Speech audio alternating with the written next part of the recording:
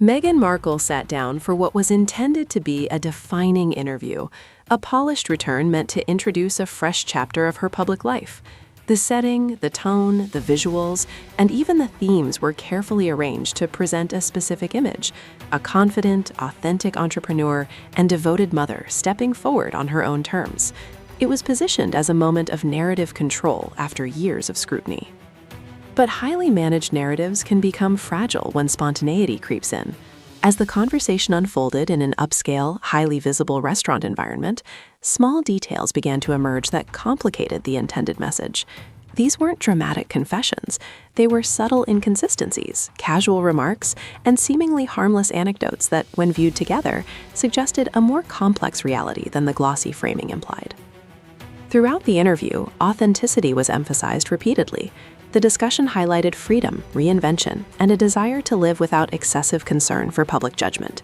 Yet the context itself raised questions. The location was not private or low-key. It was a place known for visibility and influence. Conducting a deeply personal conversation in such a public setting suggested an awareness of optics that sat uneasily beside claims of indifference to perception. One revealing thread involved childhood identity. She described being known as the smart one, someone who organized activities and naturally took the lead. At first glance, this sounded like a harmless memory, but she connected that role directly to her adult personality, suggesting continuity rather than transformation. The implication was that coordination, planning, and leadership remained central to her sense of self. For observers, this raised an interesting tension. On one hand, the interview promoted growth, evolution, and newfound ease. On the other, it portrayed a person whose core traits, organization, control, direction, have remained constant. Rather than a reinvention, it sounded more like a scaling up of the same tendencies on a larger stage. Another point of interest involved decision-making in public appearances.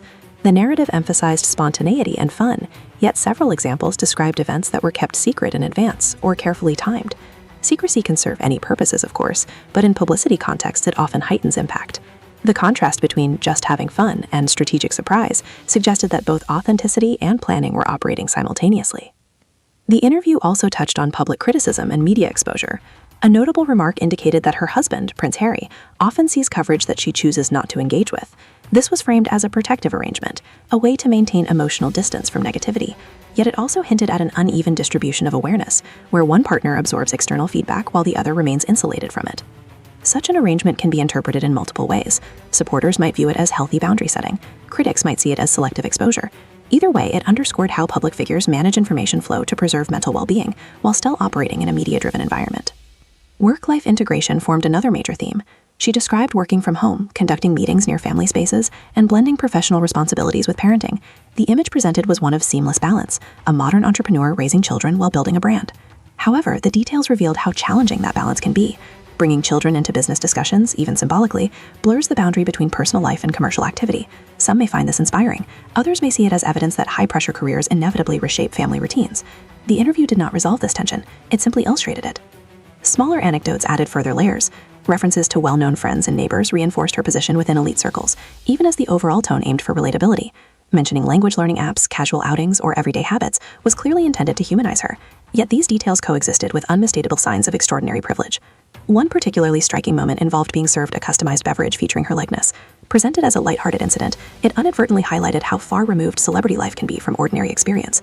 What was framed as amusing might also be read as symbolic of the attention and deference that surround global figures.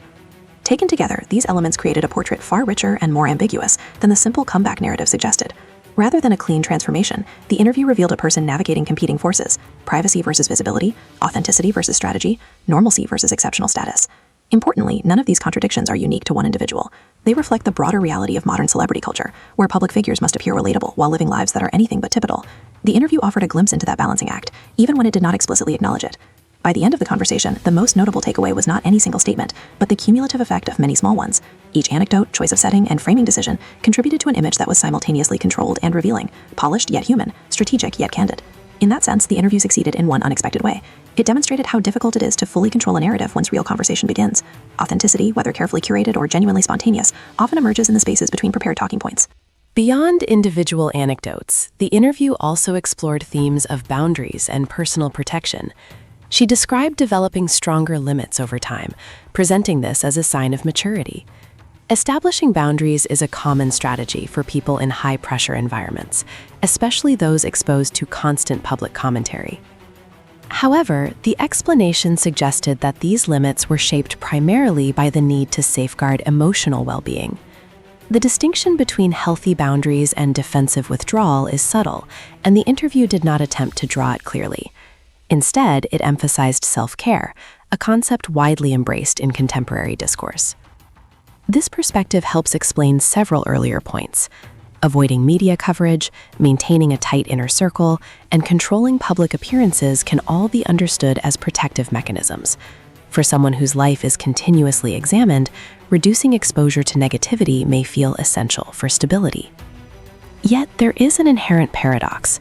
Public influence, commercial ventures, and media projects depend on attention and approval. Seeking visibility while minimizing scrutiny requires careful calibration. The interview illustrated this tension without resolving it, showing how modern celebrity operates in a feedback loop of exposure and insulation.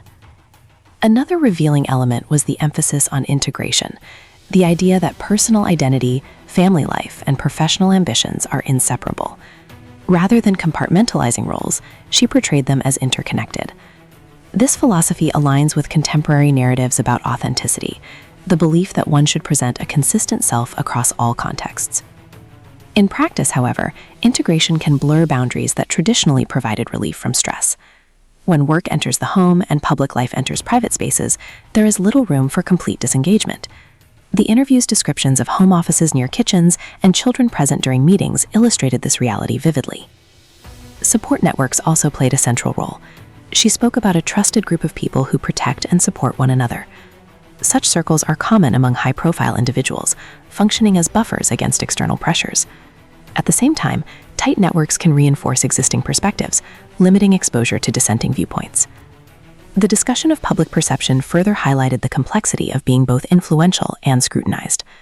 She acknowledged that women in particular face intense criticism in the public eye, especially when they display multiple roles or ambitions. This observation resonated with broader conversations about gender and media coverage. However, awareness of scrutiny does not eliminate its effects. Even when individuals claim not to base decisions on external judgment, the structures of public life make complete independence nearly impossible. Branding, endorsements, entertainment projects, and philanthropic initiatives all rely on audience response. The interview's closing tone emphasized forward momentum, new ventures, creative projects, and a redefined public identity. Rather than dwelling on past controversies, it positioned the future as an opportunity for reinvention. This forward-looking stance is typical of comeback narratives, which focus on renewal rather than retrospection. What made this conversation notable was not any shocking revelation, but the way ordinary remarks illuminated the realities of fame. The tension between privacy and publicity, authenticity and performance, resilience and vulnerability, all were present in subtle ways. For viewers and readers, the interpretation of these moments will vary widely. Admirers may see strength, adaptability, and determination. Skeptics may see calculation or image management. Most likely, the truth lies somewhere in between, as it does for many public figures navigating complex expectations. Ultimately, the interview served as a reminder that celebrity personas are neither entirely constructed nor entirely spontaneous. They are evolving blends of personal experience, professional strategy, and audience perception. Every public appearance becomes part of that ongoing negotiation. In this case, the intended message was one of confidence and renewal. Whether audiences accept that framing depends less on the interview itself and more on the broader context in which it is received: prior beliefs, media narratives, and cultural attitudes toward fame. What cannot be denied is that the conversation offered a rare, extended look at how a globally recognized figure explains her choices, values, and daily life. Even filtered through editorial framing, such glimpses are valuable for understanding the pressures and paradoxes of modern public existence. In the end, the most revealing aspect may be how ordinary many of the underlying concerns are. The desire to protect one's family, to be understood on one's own terms, to balance ambition with personal fulfillment. These motivations resonate far beyond celebrity culture. The difference, of course, is scale. When a private individual experiments with boundaries or reinvention, the consequences remain largely personal. When a global figure does the same, every decision becomes a public narrative. And that is perhaps the central insight the interview unintentionally conveyed. Not a single defining truth about one person, but a broader illustration of what it means to live under constant observation while still trying to craft a meaningful, self-directed life.